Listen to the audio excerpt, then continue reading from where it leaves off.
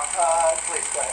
Thank you, Mr. President. You may have seen how Sweden has responded to the pandemic. The schools are open, bars and restaurants are open. Sweden's different. Do you regret not following that approach? Is that approach working? I think we could have followed that approach. And if we did follow that approach, I think we might have 2 million people dead. And Sweden is having a lot of difficulty. Look, I'm very friendly with the leadership in Sweden. They took a different approach. They're a very disciplined country to start off with, but they did take a different. Other places tried it. UK tried it. The herd approach, okay? Herd.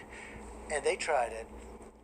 And you saw what happened in UK. It set them back a lot of time. It's been, having a tough time. Other countries have tried it. And Sweden is suffering greatly. Sweden's suffering greatly. If we did the herd, if we went with the herd, as they say, we would have had potentially, you see the charts. Nobody knows. Nobody will ever know, fortunately, because we're going to be substantially less than the minimum. I certainly hope, unless something happens that would be tragic. So they had a minimum number. If one of the reasons we're so far below that number is because nobody thought the American people could be so disciplined. Nobody thought it was possible. And I guess when they watched us up here every day and they watched other people and they listened to their representatives and governors, nobody thought that the American people could be so disciplined. They've been unbelievable. And because of that, so you have a minimum number of 100,000, and then you had the 2.2 number that if we did nothing, if we did just kept working, everybody go to work, people would be dropping dead on the subways. No.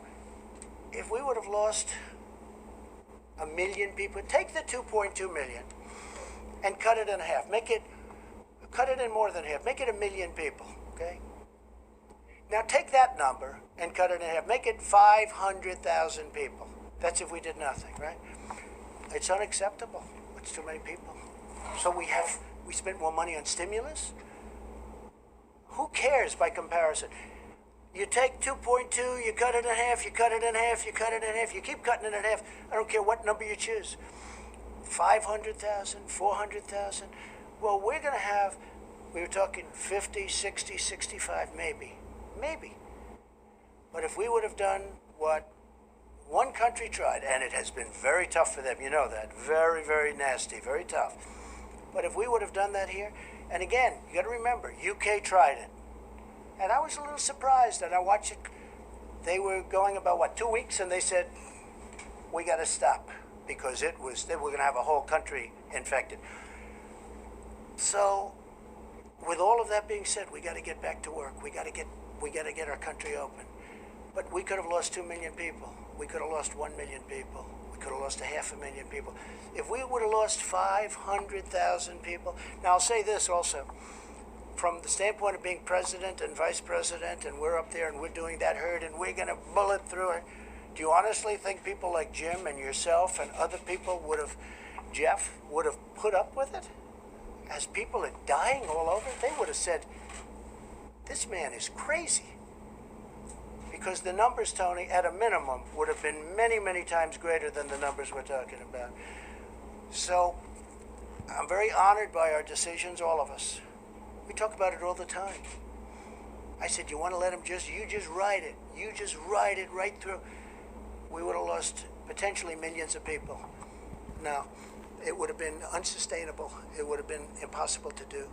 And the American people have been so disciplined.